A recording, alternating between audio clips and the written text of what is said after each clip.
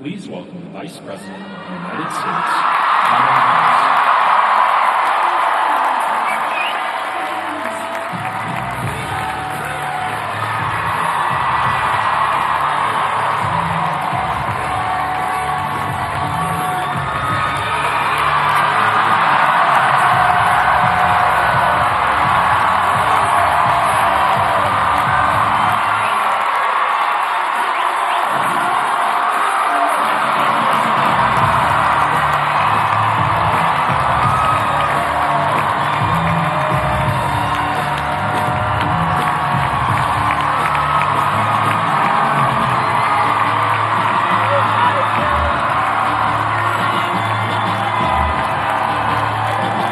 Good afternoon. Good afternoon. Good.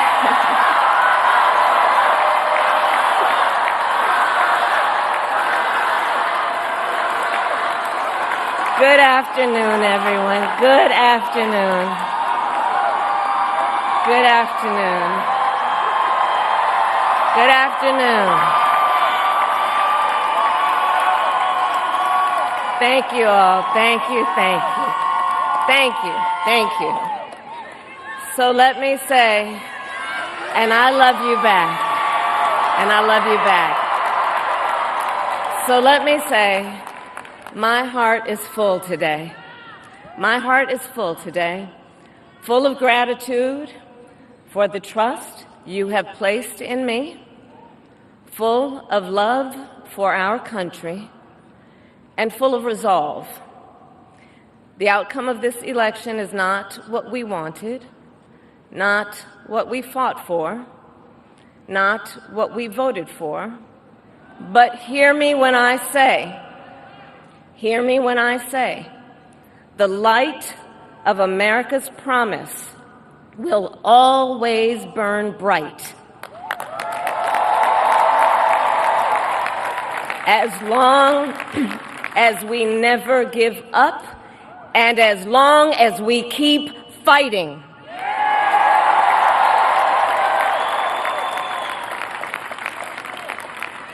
To my beloved Doug and our family, I love you so very much. To President Biden and Dr. Biden, thank you for your faith and support. To Governor Walz and the Walz family, I know your service to our nation will continue. And to my extraordinary team, to the volunteers who gave so much of themselves, to the poll workers and the local election officials, I thank you all. Look, I am so proud of the race we ran and the way we ran it. Over the 107 days of this campaign, we have been intentional about building community and building coalitions, bringing people together from every walk of life and background, united by love of country, with enthusiasm and joy in our fight for America's future. And we did it with the knowledge that we all have so much more in common than what separates us.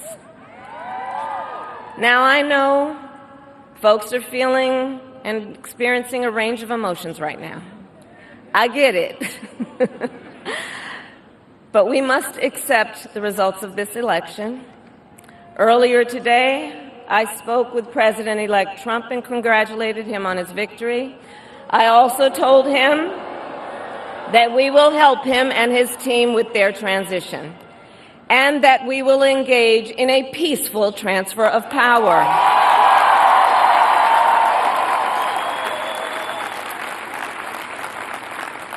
A fundamental principle of American democracy is that when we lose an election, we accept the results. That principle, as much as any other, distinguishes democracy from monarchy or tyranny. and anyone who seeks the public trust must honor it.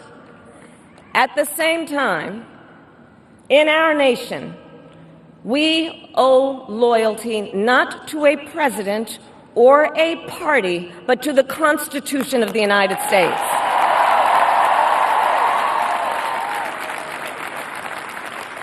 And loyalty to our conscience and to our God. My allegiance to all three is why I am here to say, while I concede this election, I do not concede the fight that fueled this campaign.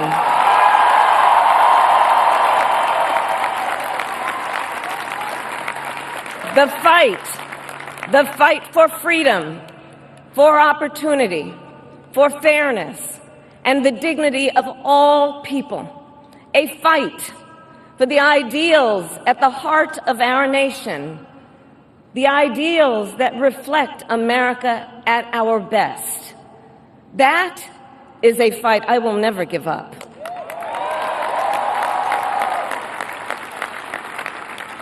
I will never give up the fight for a future where Americans can pursue their dreams, ambitions, and aspirations, where the women of America have the freedom to make decisions about their own body and not have their government telling them what to do. We will never give up the fight to protect our schools and our streets from gun violence. And America, we will never give up the fight for our democracy, for the rule of law, for equal justice, and for the sacred idea that every one of us, no matter who we are or where we start out, has certain fundamental rights and freedoms that must be respected and upheld.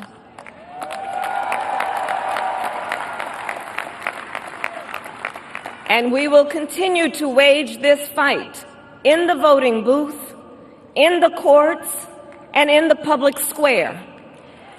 And we will also wage it in quieter ways, in how we live our lives, by treating one another with kindness and respect, by looking in the face of a stranger and seeing a neighbor, by always using our strength to lift people up, to fight for the dignity that all people deserve. The fight for our freedom will take hard work, but like I always say, we like hard work. Hard work is good work. Hard work can be joyful work. And the fight for our country is always worth it. It is always worth it.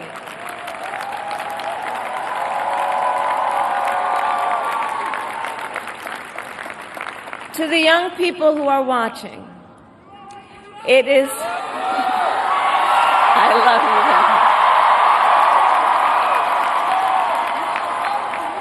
guys. To the young people who are watching, it is okay to feel sad and disappointed, but please know it's going to be okay.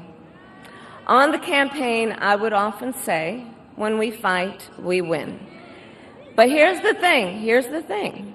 Sometimes the fight takes a while. That doesn't mean we won't win. That doesn't mean we won't win. The important thing is don't ever give up. Don't ever give up. Don't ever stop trying to make the world a better place. You have power. You have power. And don't you ever listen when anyone tells you something is impossible because it has never been done before.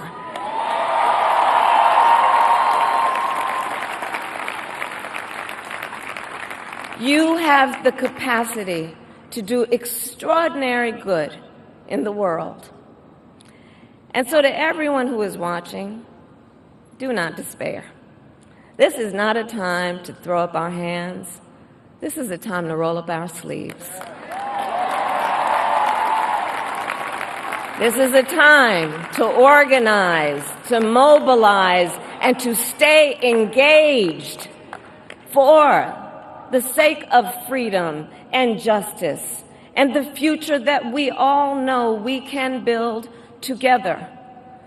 Look, many of you know I started out as a prosecutor, and throughout my career, I saw people at some of the worst times in their lives. People who had suffered great harm and great pain, and yet found within themselves the strength and the courage and the resolve to take the stand, to take a stand, to fight for justice, to fight for themselves, to fight for others. So let their courage be our inspiration.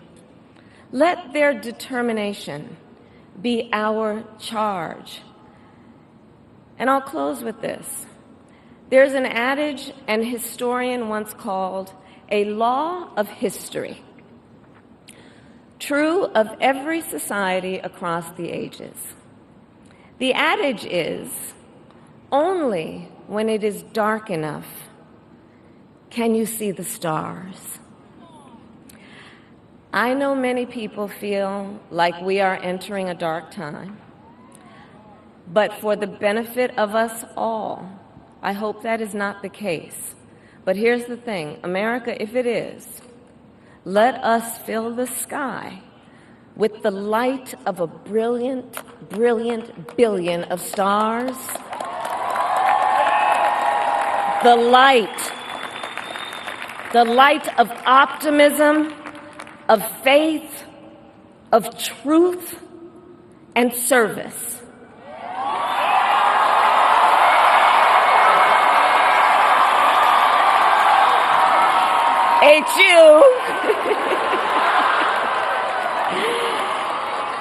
And may that work guide us, even in the face of setbacks, toward the extraordinary promise of the United States of America. I thank you all. May God bless you, and may God bless the United States of America. I thank you all.